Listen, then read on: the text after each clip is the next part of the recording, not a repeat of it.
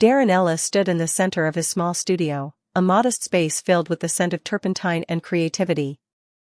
Every corner was alive with energy, canvases stacked against the walls, jars of brushes soaking in murky water, and bold splashes of color dripping onto a splattered drop cloth that told a story of passion and persistence. Darren, a black artist in his early 30s, was known for his abstract and expressive work, pieces that captured emotions with a raw intensity. Despite his undeniable talent, recognition in the mainstream art world seemed like a distant dream. Born and raised in a working-class neighborhood, Darren's love for art had been evident since childhood. His earliest memories were of drawing with crayons on scrap paper his mother brought home from her job as a secretary. His mother, who worked tirelessly to support him after his father's passing, had always encouraged his passion. "Your art is your voice, baby," she'd say. "Speak loud enough for the world to hear." Those words echoed in his mind, a constant reminder of why he pursued art despite the hurdles. The hurdles were plenty. Throughout his career, Darren had faced systemic barriers that many artists of color endured. Galleries rarely gave him a second glance, critics often overlooked his work, and collectors seemed to favor artists who didn't challenge the status quo. But Darren refused to compromise. His work, rooted in themes of identity, resilience, and cultural pride, was his truth. He painted to tell the stories of his community, the struggles and joys that shaped him, and the hope for a better future. Recently, Darren had been exploring ways to bring his art to a larger audience. His latest series, Echoes of Us, was a collection of bold, abstract pieces inspired by the African diaspora. Each painting carried layers of texture and meaning, blending vibrant hues with intricate patterns. Darren knew the series was his best work yet, a culmination of years of growth as an artist. Now, he just needed someone to take a chance on him. That motivation led him to the doorstep of Hensley Fine Art, one of the city's most prestigious galleries. The gallery owner's prejudice. Margaret Hensley exuded an air of polished arrogance as she surveyed her gallery. In her late 50s, she had built a reputation as the gatekeeper of fine art in the city. Her gallery, nestled in an upscale district, was known for showcasing established artists whose works fetched exorbitant prices at auctions. Margaret prided herself on her refined taste, though her selections often reflected a narrow and exclusionary perspective. To her, art was a luxury for the elite, not a medium for challenging societal norms. Darren walked into the gallery, carrying a portfolio of his work. The contrast between him and the gallery's sleek, minimalist decor was stark. Darren's jeans were paint-splattered, and his hands bore the calluses of countless hours spent creating. Margaret glanced up from behind the counter, her sharp eyes assessing him with barely concealed disdain. "May I help you?" she asked, her tone clipped. Darren, unfazed by her demeanor, smiled warmly. "Good afternoon. My name is Darren Ellis. I'm an artist, and I'd love to discuss the possibility of showcasing my work here." Margaret's eyes flicked to the portfolio in his hand. She didn't move. "We don't usually entertain walk-ins," she said, her voice laced with condescension. "Our gallery features curated collections from established artists." "I understand," Darren replied. "But I believe my work would resonate with your audience. If you take a moment to look." Margaret cut him off with a dismissive wave. "I'm afraid we have very specific criteria, Mr. Ellis. Our clientele expects a certain level of sophistication. Your style may not align with our vision." "You haven't even seen my work," Darren pointed out, his voice steady but firm. Margaret's lips curled into a tight smile. "I've been in this business long enough to know what works here, Mr. Ellis. I suggest you try one of the community galleries downtown. They might be more suited to your aesthetic." Her veiled comment stung, but Darren kept his composure. "Thank you for your time," he said, his tone polite yet resolute. As he turned to leave, Margaret's laughter, soft but unmistakable, echoed behind him. It wasn't just rejection, it was ridicule. The artist's resolve. Walking out of the gallery, Darren felt a familiar ache in his chest, a mixture of frustration, anger, and exhaustion. It wasn't the first time he'd been dismissed, and he doubted it would be the last.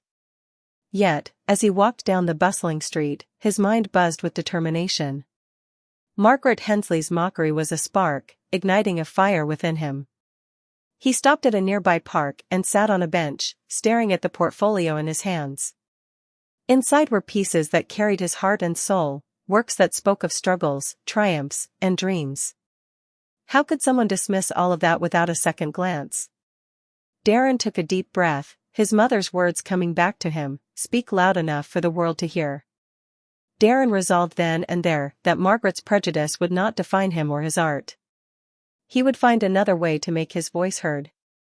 He thought about the artists who had inspired him, Basquiat, Alma Thomas, Kara Walker, individuals who had faced similar challenges but refused to be silenced.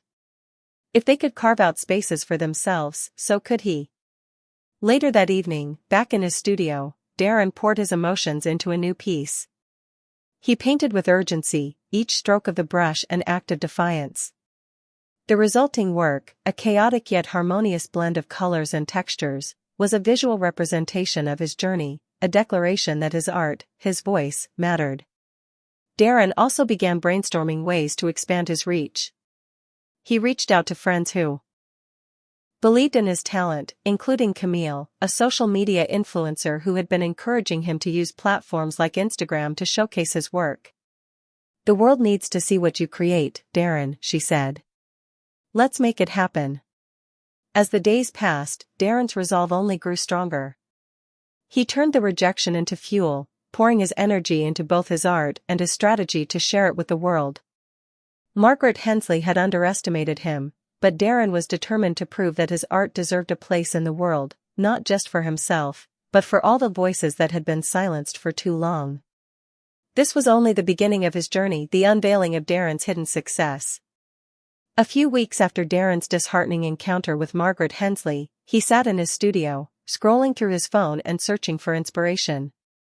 His rejection from the gallery still stung, but it had only fueled his determination to succeed.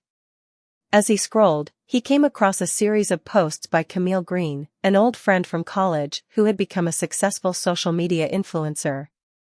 Camille specialized in promoting emerging talent across various creative industries, and her vibrant personality and knack for storytelling had earned her a loyal following.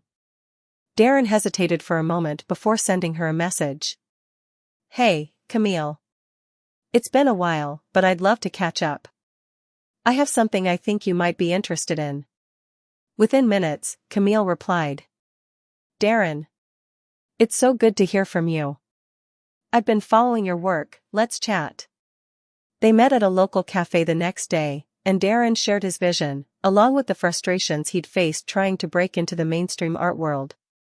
Camille listened intently, her eyes lighting up as she flipped through photos of his work. "Darren, this is incredible," she said. "Your art deserves to be seen. Social media can be a powerful tool to reach people who will appreciate it. Let's create a plan." Together, they devised a strategy to showcase Darren's work on platforms like Instagram and TikTok. Camille suggested short, engaging videos that showed Darren in his element, painting, explaining his creative process, and sharing the stories behind his pieces. She also proposed a virtual gallery tour to give followers an immersive experience of his studio. Darren was initially hesitant. He wasn't used to putting himself in the spotlight. But Camille's enthusiasm was contagious, and he trusted her expertise. Over the next few weeks, they worked tirelessly to create content. Camille filmed Darren painting, capturing the passion and precision in his movements. She edited the videos with dynamic music and captions that highlighted the themes in his work. When they launched the first post, a 30-second video of Darren explaining the inspiration behind his series Echoes of Us, it went viral. The vibrant colors and raw emotion in his paintings caught the attention of viewers worldwide. Comments flooded in, "This is powerful. Where can I buy this? Your work speaks to my soul." As more videos and photos were shared, Darren's following grew exponentially. Art enthusiasts, collectors, and even celebrities began reaching out, expressing interest in his pieces.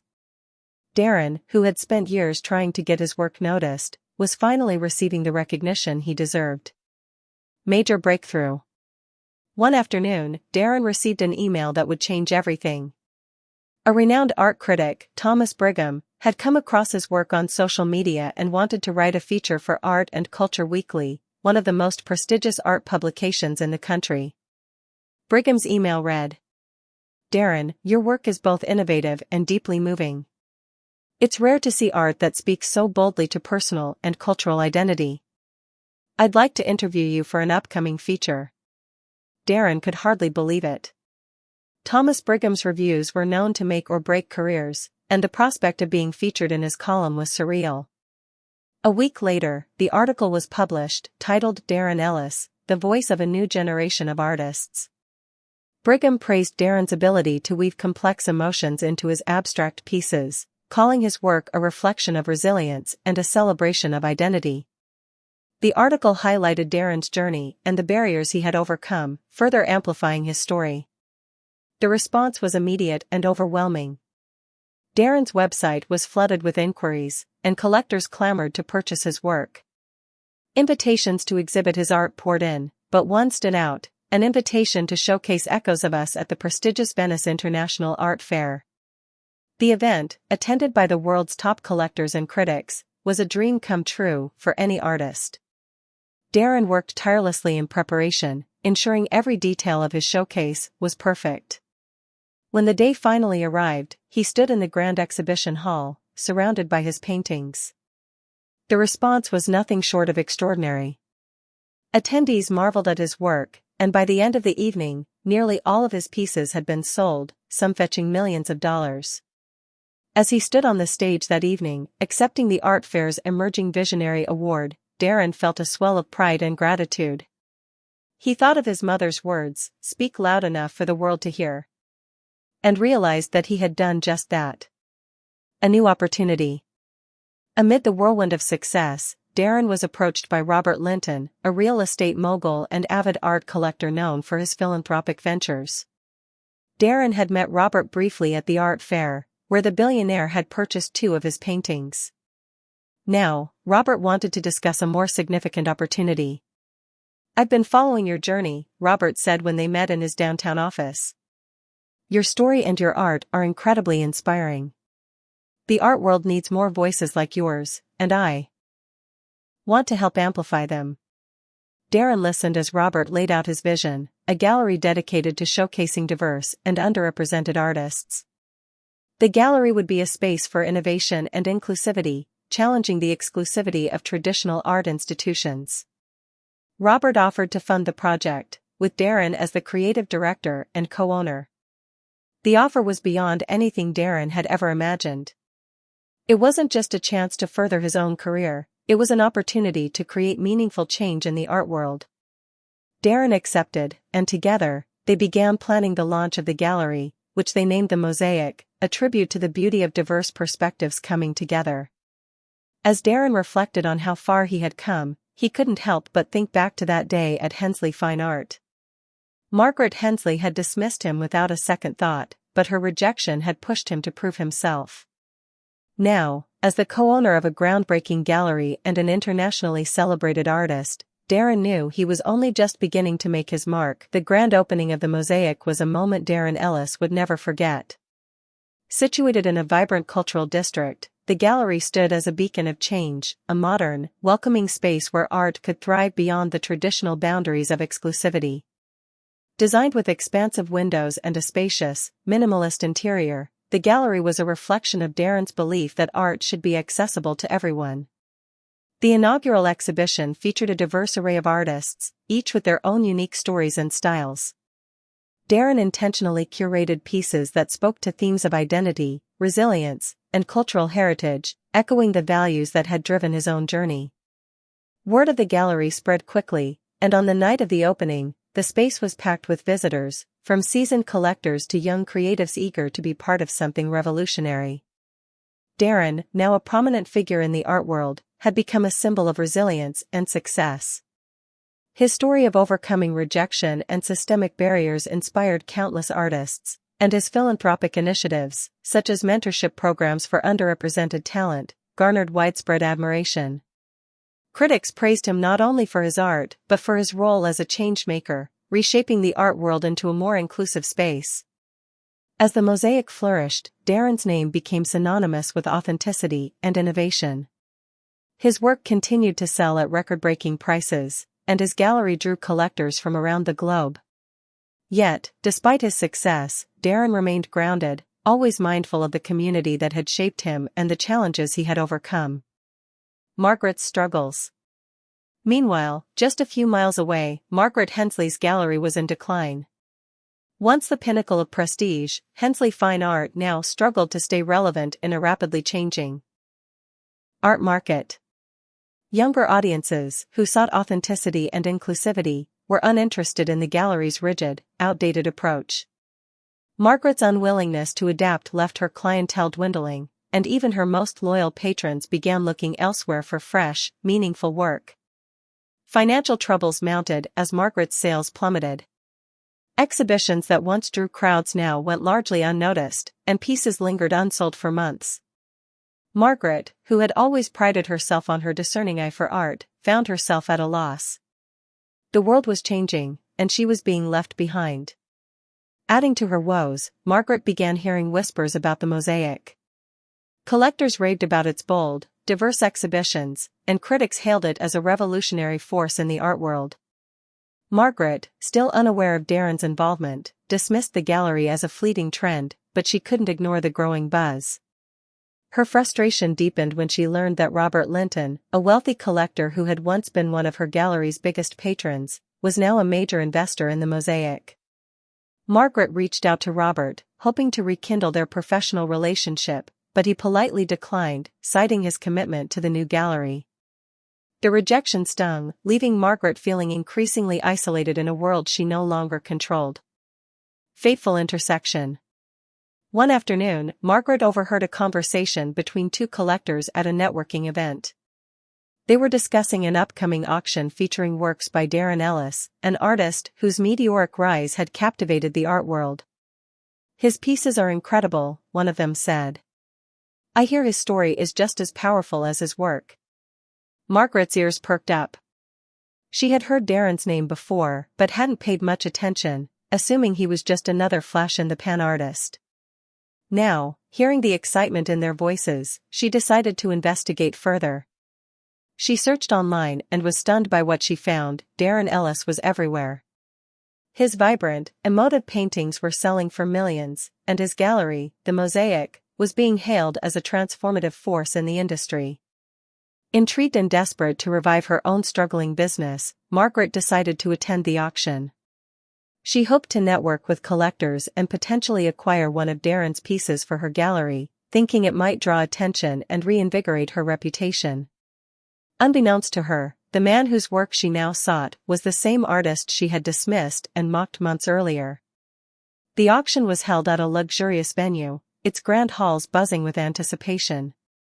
Margaret arrived, impeccably dressed, and made her way through the crowd, greeting familiar faces and introducing herself to new ones. As she mingled, she noticed how many attendees were captivated by Darren's work, which was prominently displayed throughout the venue.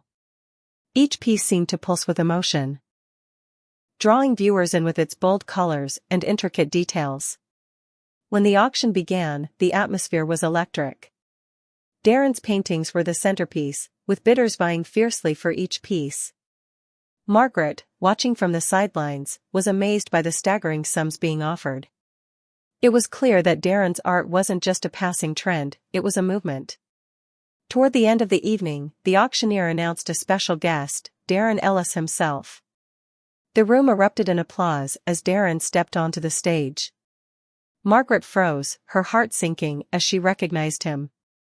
The memory of their encounter at her gallery came rushing back, and she realized, with a mix of shock and shame, that this was the same man she had dismissed so callously.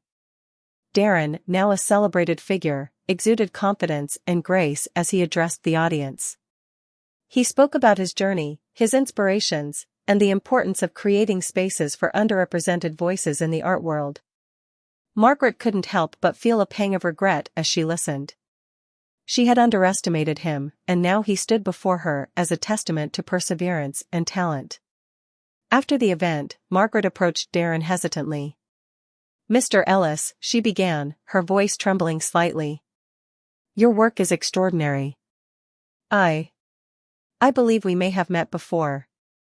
Darren turned to her, his expression unreadable. "Yes," he said simply. "At your gallery."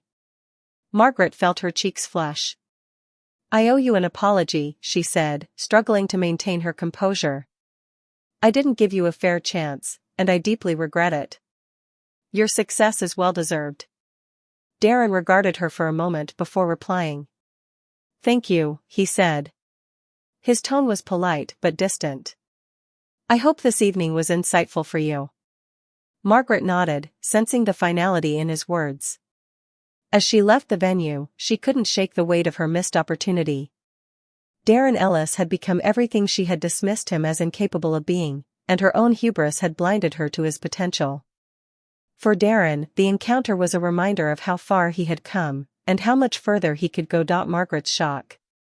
Margaret Hensley had spent the weeks leading up to the auction fixated on one goal, securing a piece from Darren Ellis. Her gallery was in dire straits, and she was desperate to reclaim her reputation. She believed that showcasing one of Darren's highly sought-after works would be the spark needed to reignite interest in her gallery. The auction hall was a masterpiece in itself, a grand ballroom adorned with chandeliers and lined with displays of world-class art. Darren's pieces, strategically placed at the center of attention, commanded the room. Margaret arrived early, positioning herself near the front to ensure she wouldn't miss a chance to bid. As the evening unfolded, the energy in the room was electric. One by one, Darren's pieces were auctioned off, each fetching record-breaking bids. Margaret marveled at the intensity of the competition, her confidence wavering as she realized just how valuable his work had become. Then came the highlight of the evening. The auctioneer stepped up to the podium and announced that Darren Ellis himself would be addressing the audience. The room erupted in applause, and Margaret froze in her seat as Darren emerged from behind a velvet curtain. The man who had once stood humbly in her gallery, portfolio in hand, was now met with thunderous applause and reverence. Darren, dressed in an elegant suit, exuded charisma and confidence. He thanked the audience, speaking eloquently about his journey and the importance of art as a means of connection and storytelling. As he spoke, Margaret's mind raced. How had she failed to recognize his talent? How could she have been so dismissive? The memory of their encounter at her gallery played in her mind like a humiliating film. The man she had dismissed as unworthy of her time was now the centerpiece of the art world, and she had let him slip through her fingers. The power shift. After his speech, Darren mingled with the attendees. Margaret watched him from a distance, trying to muster the courage to approach him. When their eyes finally met, Darren gave her a polite nod and began walking toward her. "Ms. Hensley," he said, extending his hand. "It's been a while." Margaret forced a smile, shaking his hand. "Mr. Ellis, it's an honor to see your incredible success," she said, her voice wavering. "You've truly made a name for yourself." "Thank you," Darren replied, his tone calm but with an undertone that suggested he hadn't forgotten their previous encounter. Margaret took a deep breath. "I owe you an apology. When you visited my gallery, I failed to see the brilliance of your work. I was wrong, and I deeply regret the way I treated you." Darren nodded thoughtfully. "I appreciate your words," he said. "But respect shouldn't come after success, it should be given freely, especially to artists who are trying to find their footing." Margaret felt a pang of guilt at his words. "I understand," she said quietly. "And I hope you'll allow me the chance to make amends.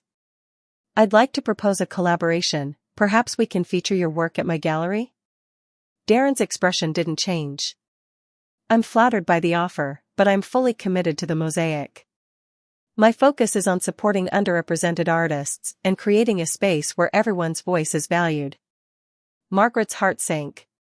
She had expected his refusal, but hearing it so definitively left her feeling hollow.